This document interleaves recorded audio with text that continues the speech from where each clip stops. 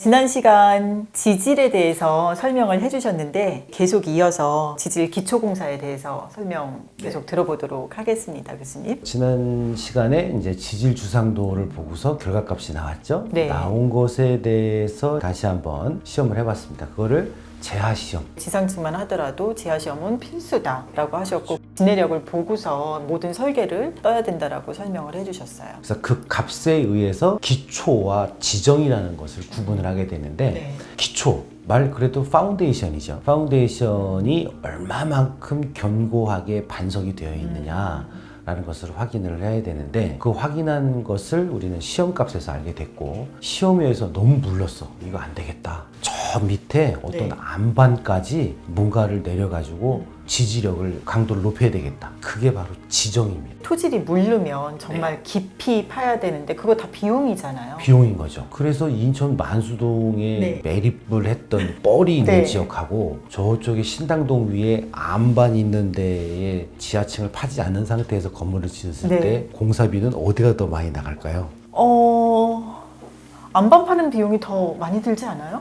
그렇긴 하죠. 근데 저 밑에까지 20m, 깊이 파야 30m까지 되니까. 지정한다 그러면은 예, 공사 이거 너무 많이 공사 안 뻘은 돼요. 정말 깊이 파야 되겠네요. 네네. 아니 근데 거기다 짓는 경우들도 많이 있어요. 있죠. 있는데 이제 네. 보강을 하려니까 공사비가 많이 들어가니까 네. 주춤주춤하게 되는 겁니다. 기본적으로 주변에 기초를 어떻게 앉혔는지 그리고 공사를 어떻게 진행했는지를 한 번씩은 이렇게 인터뷰를 한번 해보는 거예요. 어휴, 생각외로 우린 여기 땅 그렇게 깊이 많이 안 파가지고 공사 진행했어요 라고 하면 그래요? 그러면 내가 짓고자 하는 거 나란히 옆집들도 한번 보기는 해야 되겠네요. 그럼요. 그게 되게 중요한 겁니다. 더불어 사는 이웃이야. 네, 그렇죠. 더불어서 진행을 해야 되기 때문에 너무 암이면 깨다가 이제 소리가 많이 나니까 네. 안 되고 그렇다고 너무 물러버리면 저 밑에까지 지정이라는 거를 빠이를 박아야 되니까 돈이 들어가는 거죠. 솔직히 그런 매립지 같은 곳들이야 매립지였다라는 거를 아니까 알고들 사시잖아요. 그러니까 어느 정도 예상은 되는데 밑에 안반이 있는 경우들은 그거 잘 모를 수도 있죠. 그렇죠. 그래서 네. 아까 그 표준 관입시험이라는 모르겠어요. 거를 꼭 관입시험. 진행을 해야 됩니다. 그래서 정의를 한번 들어가 네. 보겠습니다. 기초라는 정의는 상부 구조의 하중을 집안으로 전달하기 위한 구조다. 근데 상부 구조의 하중을 집안으로 전달하기 위한 구조긴 한데 너무 물러 터져서 이거 안 되겠다. 그래서 저 밑에 안반까지 내려야 될 것 같으니까 그것을 우리는 지정이라고 한다. 기초를 보강하는 잡석 및 말뚝이 되겠다. 그림을 그려보면 요 밑에까지가 기초가 되겠죠. 네. 기초로 해서 밑에는 흙인데 흙에서 그 집안의 강도를 그러니까 위에 있는 상부에 하중을 전달을 못할 것 같으니까 저 밑에까지 지정이라는 것을 두어서 공사를 진행하는데 거의 우리나라 같은 경우에는 한 7m, 8m 정도 암이 있습니다. 풍화 암 정도. 연암까지 경암 내려가려면 뭐 경암은 땡암이라고 하죠. 엄청나게 단단한 암반 같은 경우에는 초고층 공사나 그런까지 밑으로 네. 내려가야 되고 거의 연암 쪽까지는 뭐 아파트 같은 경우에는 괜찮은데 소규모 건축 5층, 6층, 7층 정도면은 N치가 한 30에서 40 정도 나와주는 것도 괜찮을 것 같죠. 그래서 여기 보면 사질토는 N값 50 이상, 정성토는 네. N값 30 이상으로 정해놨어요. 또 구조 계산하시는 분들께서 안전하게 공사를 진행하려고 하면은 위에 상부의 자체의 하중부터 시작해서 풍하중, 이동하중, 충격하중의 곱하기 한 1.5배 정도. 건물은 1.3배 정도의 여유를 네. 갖지만 땅은 어떻게 될지 모르니까 특히나 지진이 나면 안 되잖아요. 그런 것 때문이라도 한 1.5배 정도 이상은 여유를 갖고서 공사를 진행을 해야 되겠다. 그래서 여기 보면 N값을 계속 얘기하는데요. 30 정도 이상. 그럼 손톱으로 자국을 내기가 힘들 정도의 힘이 되겠다. 라고 정성적으로 판단할 수 있긴 하겠는데 이런 부분들은 N치에 대한 값을 확인해 보면 알 수 있으니까 자 그러면 기초 및 지정의 종류를 얘기를 할 건데요. 지정을 우리가 알아야 될 부분이 보통 지정이 있고 말뚝 지정이 있고 깊은 지정 이거 공부하는 것 같아서 헷갈리잖아요. 다른 거 필요 없고 이것만 아시면 돼요. 나무 말뚝은 안 씁니다. 이제 기성 콘크리트 말뚝 그리고 제자리 콘크리트 말뚝 요 두 가지만 아시면 돼요. 기성 콘크리트 말뚝이라는 건 뭐냐면은 공장에서 미리 만들어 갖고 온 거죠. 전봇대 같은 걸 가져와서 구멍을 뚫어 놓고 거기다 집어넣고 네. 콘크리트 타설해서 딱 마무리하는 거. 제자리 콘크리트 말뚝이라는 건 뭐냐면 이거를 하기에는 비용이 너무 많이 들어가죠. 현장에서 네. 구멍을 뚫어서 네. 거기다 철근 넣고 콘크리트 집어넣어서 그냥 말뚝을 만드는 거. 제자리 콘크리트 말뚝. 그러면 기초를 먼저 한번 보겠습니다. 기초는 독립기초, 복합기초, 연속기초, 온통기초라는 네 가지가 있는데 독립기초, 기둥마다 독립되어 있다. 그래서 독립기초. 자, 연속기초라는 거는 뭐냐면 외부가 이렇게 연속되어 있다. 내력벽을 외부에다 또는 벽돌 쌓는 거, 그런 부분들의 기초만 진행을 하는 거고요. 네. 복합기초라는 거는 뭐냐면 요 기초 하나에 기둥이 두 개 되어 있는 거. 온통기초가 가장 많이 사용을 하는데 바닥 전체가 기초인 거. 그러면 여기서 어떤 것이 제일 강할까요? 기초로 봤을 때. 면적이 넓으면 기초가 단단하다라고 봐도 될까요? 그런 의미라면 바닥 전체 기초가 맞습니다. 가장 좋겠네요. 온통 기초가 가장 단단합니다. 네. 얘를 왜 이렇게 하냐면 요만큼 콘크리트를 줄이기 위해서. 저기는 흙이네요. 콘크리트 안 들어가고. 그만큼 철근을 줄이기 위해. 철근도 줄고. 이것도 마찬가지고요. 그럼 여기는 내부 공간은 뚫리고 외벽만 지금 콘크리트가 들어간 거네요. 이거는 전체가 바닥과 지압력에 의해서 딱 버티고 있는 거죠. 그러면 지진이 났다. 독립, 연속, 복합보다 네. 얘가 아주 강하겠죠? 근데 철근과 콘크리트 가격이 원가에서 굉장히 또 많은 비중을 차지할 것 같은데 비용적인 부분에서는 제일 비싼 거잖아요. 적정한 조합이 좀 필요할 것 같은데요. 네, 공장 건물이라든지 주택이라든지 그 상황에 맞게 기초에 대한 부분을 설계를 할 건데 그거는 뭐 여건에 맞게 진행하면 되긴 하는데 온통 기초로 좀 더 안정성을 네. 확보를 해야 되겠다. 가장 안전한 게 온통 기초다. 자, 이번에는 이제 보통 지정, 모래 지정. 모래 위에다가 집을 지으면 될까요?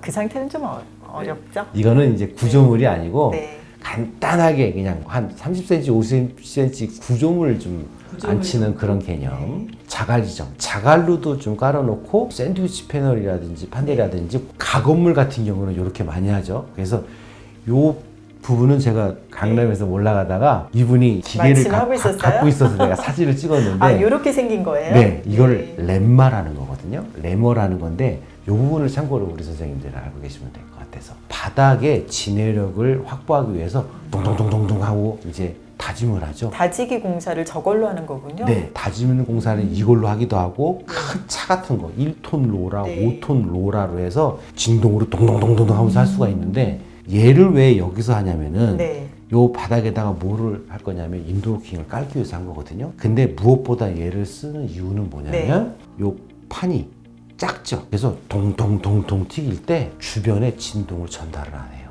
그렇기 때문에 주변 건물의 균열과 침하를 방지하겠죠. 오래된 건물이 주변에 있는 상태에서 공사를 진행하려고 하면은 큰 5톤 로라, 1톤 로라 동동동동 해버리면 주변의 건물 다 무너집니다. 그래서 요 레머로 부분적으로 다짐을 해야 될 때는 요걸로 꼭 해야 되겠다 그러네요. 라는 거로 말씀해야 되겠습니다. 두 번째로 넘어갑니다. 네. 이번에는 잡석 지정에 큰 돌을 세워서 쌓고 하고 있는 것들, 자갈 지정법 비슷한 거니까. 네. 자, 이번에는 말뚝 지정으로 넘어갑니다. 말뚝 지정이라는 건 뭐냐? 미리 말뚝을 만들어 갖고 와서 현장에다 하는 건데 네. 건물의 과한 하중으로 집안 내력이 부족할 때 말뚝 지정을 시공해서 지지층까지 안전하게 하중을 전달하는 방법인데요. 사용 목적은 집안이 연약해서 상부 구조물 하중을 지장이 없을 때 하중을 안전한 지지층까지 전달시키기 위해서 적용한다. 지하 수위가 높은 경우 이렇게 한다. 그래서 말뚝의 분류는 지지말뚝, 마착말뚝, 다짐말뚝이 있는데 마찰력과 지지에 대한 부분을 같이 병행해서 진행하는 건데 나무는 안 쓴다 그랬으니까 기성 콘크리트 말뚝 또는 제자리 콘크리트 말뚝을 네. 사용한다. 이제 이렇게 하시면 될 것 같아요. 좀 요거죠, 싫어오네요. 요거죠. 사진이 나옵니다. 전봇대를 이렇게 두고 다니는 경우가 많이 보셨을 거예요. 네, 많이 봤어요. 전봇대를 어디다 박아놓나 이제 이렇게 생각하시는 분인데 이게 전봇대가 아니라 PHC 기성 콘크리트 말뚝을 운반하는 건데 밑에 기초에다 이렇게 구멍을 뚫어놓고 저렇게 말뚝을 박아놓은 박히는구나. 거예요. 네. 장비를 통해서. 매립지에 대한 부분이 저 밑에 예를 들어서 20층 밑에에 연암이 있었다. 풍암이 있었다. 거기까지 파일을 박아야 될 것 같으면 이 파일이 20m가 넘어야 되잖아요. 그렇죠. 넘어야 되잖아요. 이동하는 거는 무조건 15m를 넘으면 안 됩니다. 그러면은 뭐 잘라서 가져와요? 이어야 되겠죠. 장비를 사용해서 이 밑에다 구멍을 뚫어서 이걸 집어넣고 주입을 해서 양생을 시켜서 복잡하네요. 그것도 부족해서 예. 또 이어야 돼요. 돈 많이 들어가죠. 그러니까 땅을 사려고 하면 기본적으로 주변에 있는 분들한테 얘기를 해서 지지층이 어디까지 내려갔습니까? 한 10m 정도면 암이 나오는 것 같아요. 그런데 하고 네. 저 20m 내려가야 됩니다 라고 하는데 하고 차이가 어마어마한 거예요. 그렇게 생각하시면 돼요. 기성 콘크리트 말뚝은 공장에서 미리 생산된 네. 콘크리트 말뚝이다 라는 것만 아시면 되는데 압축 강도가 80메가파스칼 어마어마하게 높은 거죠. 장점은 자재 구입이 용이하고 강도가 커서 또한 재질도 균열합니다. 경제적으로 15m인 경우를 써놨으니까 15m 이전으로만 공사하면 좀 그나마 좀 나은 거예요. 단점은 중량으로 운반도 어렵고 타입할 때, 그러니까 구멍에서 집어넣을 때 말뚝에 균열이 발생을 해서 균열에 대한 부분을 또 우려를 좀 해가지고 공사를 좀 진행을 해야 됩니다. 제자리 콘크리트 말뚝, 가장 우리 소규모 건축에서 많이 쓰는 건데 현장에서 긴 관을 지지까지 받고 그 속에 콘크리트를 부어넣어 말뚝을 형성하는 방법을 얘기합니다. 그 방법의 중에서 CIP, PIP, MIP 세 가지가 있는데 이것들은 잘 모르셔도 돼요. CIP라는 것만 아시면 되는데, 자, 구멍을 뚫습니다. 구멍을 뚫어놓고 철근을 이렇게 조립한 거를 여기다 집어넣어요. 집어넣은 다음에 트레미관이라고 해서 쏙 집어넣어가지고 요 속에다가 콘크리트를 부어놓는 거죠. 요렇게 땅을 파면은 요렇게 콘크리트 말뚝같이 생긴 게 나오는 거예요. 네. 그래서 이 부분을 옆에 띠장으로 해서 네. 버팀대라는 걸 공사를 해가지고 바깥에서 들어오는 물이나 토압을 저항을 해가지고 지하 구조물을 설치를 하게 되는 거죠. 그래서 소규모 건축 지정 말뚝으로 주로 사용을 하는데 CIP? 네. CIP다 라는 것만 아시면 되는데 거의 다 우리 거는 지하는 CIP 말뚝 또는 뭐 흙막이 공법을 하게 되는데, 흙막이 공법은 CIP로 하기에는 돈은 싸게 들어가지만 흙막이 공법만, 그러니까 말뚝을 박아서 나무로만 이렇게 버텨내는 거예요. 네. 잘못하다가는 붕괴가 되는 경우가 네네. 많아서 지양을 좀 해야 되겠습니다. 네. PIP, MIP 공법은 중규모 같은 것들에 사용을 하는 거니까 이거는 좀 넘어가도록 하겠습니다. 자, 그래서 여기까지 지정공사에 대한 부분을 이제 배웠습니다.